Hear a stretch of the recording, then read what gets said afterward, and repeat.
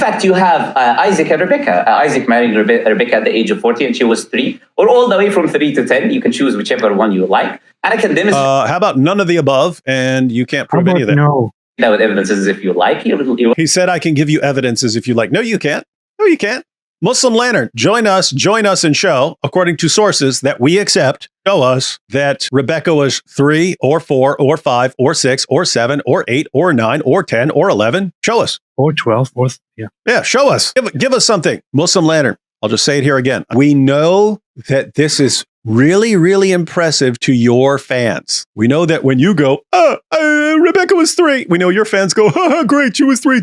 Everyone else who's watching is going, whoa, what an evil little liar. When you make our job easier, because now people are like, what, this is what dawah is? Oh my goodness, yes, please blast away at this stuff. Please, if it produces a bunch of liars like this, yeah, expose this stuff. So you are making your own future enemies, and you wonder why you're dealing with that avalanche of apostasy. Aisha, according to the Muslim beliefs, were not prepubescent. According to the agreement of Muslims, that was not the case. Sahih al-Bukhari. Check out the chapter heading. This is 5153. Check out the chapter heading in Sahih al-Bukhari. Muslim Lantern. What is it? By virtue of this statement of Allah, and for those who have no monthly courses, no monthly period, i.e. they are still immature. So this is talking about what? Talking about girls who haven't started having a monthly menstrual cycle. Surah 65, verse 4. Same verse we use is what Imam Bukhari is using. And he says, and the iddah, here you go, Muslim Lantern. See if you can catch this. I hope I'm not moving too fast for you, Muslim Lantern. I don't want your lantern to go out, but here we go. And the iddah, you know what that is? Waiting period. The iddah for the girl before puberty is 3 months. The iddah is the waiting period after you divorce a girl after with her before she can marry another guy. Has to wait 3 months, according to Surah 65, verse 4, before puberty. What example? Sahih al-Bukhari 5133 narrated Aisha that the Prophet wrote the marriage contract with her when she was 6 years old, and he made it his marriage when she was 9 years old, and then she remained with him for 9 years, i.e. till his death. So, Muslim Lantern, what do you got there? Narrated Aisha, I used to play with the dolls in the presence of the Prophet, and my girlfriends also used to play with me.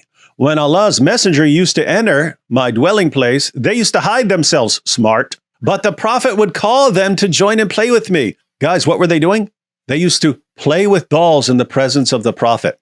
What does this say right here? We got the commentary. The playing with dolls and similar images is forbidden. You're not allowed to play with images in Islam. So why was Aisha allowed? But it was allowed for Aisha at that time as she was a little girl, not yet reached the age of puberty. Isn't that interesting? Muslim Lanterns, he's talking, Andrew Wilson's talking about her as if she's prepubescent. Muslims don't believe this. This is not what Islam teaches. We teach that Aisha had reached puberty. And who are we supposed to believe now? Muslim sources or Muslim Lantern? Of course, Muslim Lantern. Yeah, Muslim Lantern or Muslim sources. Take your pick. She was then past puberty, essentially. Where does it say that? Where does it say that, Muslim Lantern?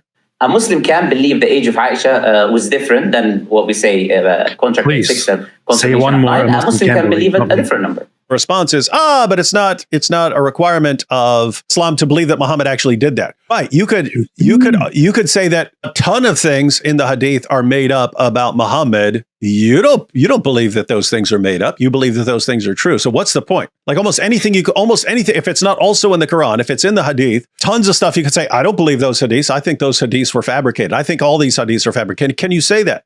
Of course you can. What in the name of common sense does that have to do with the fact that you believe and that your sources declare Muhammad with a 9-year-old girl, and whether it's okay? What does that have to do with whether you are required to believe something as a Muslim? If he wanted to say, okay, this specific report, I believe it otherwise, he's not going to be a non-Muslim. Therefore, it's not an argument against Islam.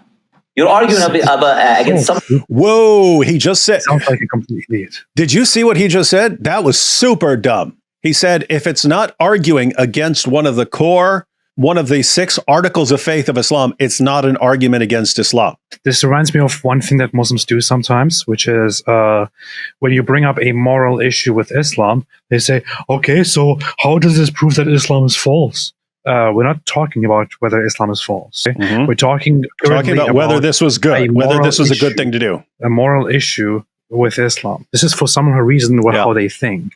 That any objection we make to Islam and how horrible it is, apparently, if it does not prove that Islam is false, can be dismissed. What? Mm-hmm. If you want me to argue that Muhammad's a false prophet, happy to do that and give you all kinds of reasons. But this issue is connected. The Quran says that Muhammad is a beautiful pattern of conduct for people to follow, and he looks like a horrible pattern of conduct. I will agree that that problem could, in theory, be outweighed by other evidence. I just don't see any other evidence that would outweigh it in Islam. I see no evidence that your guy's a prophet. So in other words, Muslim Lantern, if Andrew wins and we conclude that it's wrong, it's morally wrong, it weighs against Muhammad because he set himself up as this wonderful pattern of conduct. And his relationship with Zainab, that would be more evidence against him. And the situation with Mary the Copt and him taking an oath and then breaking his own oath, that's evidence against him. And all these other issues, and all of a sudden we have all this evidence. It's like dropping to the floor from all our reasons to reject this guy as an obvious false prophet. And we say, okay, what's on the other side of the scale that's going to counterbalance all of this? And all we've gotten over the years are a bunch of lies. Oh, you perfect preservation of the Quran, lie. Scientific miracles, lie. So all you have on the other side of the scale are lies. So don't act like this doesn't relate to whether Islam is true or not. It's more evidence against Muhammad. You have prophets in the Old Testament on daughters. You have which prophet? This is a Muslim Dawah guy might now respond to this and say, "Oh, you see, David is so ignorant. He doesn't even know which prophet. He doesn't even know this topic." This only is once again a demonstration of how ignorant Islam is. And yeah, because we actually got, I don't know if this is from a Muslim or someone who is, I assume it is, because they put Lut, right? Lut, that's the Islamic version. Yeah. Lut. Yeah. Some people are responding, I think they mean Lot. Like I was actually confused, and I go, what are they actually talking about? And then of course you got the response here, retrictum, Lot is not a prophet, lol. Yeah, guys, Muslims, that's the issue. Lot, according to the Quran, is a prophet. Lot is not a prophet in the Bible. Keep in mind, if it were true, we would say that prophet did something wrong. When you guys talk about Muhammad, you don't believe that he was wrong. You believe that this guy's right. So you couldn't, even if we had it, which you didn't, it's another lie from a lying Dawah clown, because that's what they do. Even if you had it in the Bible, it would not mean the same thing, because you guys don't say Muhammad did this and it was wrong. You say Muhammad did this and it was right. And therefore, if you saw a prophet doing it in the Bible and it was wrong, how would that make sense to say that? In other words, if you could show the prophet doing the same thing that Muhammad did in the Bible, and Andrew says, yeah, and it's wrong in the Bible, then what? It would be wrong in Islam. That's what you guys are debating. You're debating whether this is right or wrong. You're debating whether it's right or wrong. So how would someone doing something wrong in the Bible just mean that it's okay for your prophet to do it? How? What? I mean, think about this. What was the assumption that he just laid down? He says, you can't say it's wrong because according to your own Bible, a prophet in the Bible did this. One, he's not a prophet. But if it were the case, if you weren't lying and you were actually telling the truth here, we would still say it's wrong. We don't have this view that if a prophet does it, we have to automatically say it was right. We don't have that view. You're lying and stupid. That's a good summary of Dawah. Lying and stupid. That's the current state of Dawah. What are we getting every single time on this issue? They offer nothing remotely resembling an actual defense of why it's okay. No legitimate defense at all. They don't actually defend it. And they throw up a bunch of nonsense into the air. Everyone else is horrified and repulsed. As far as wrecking Islam, these are the best times in history so far.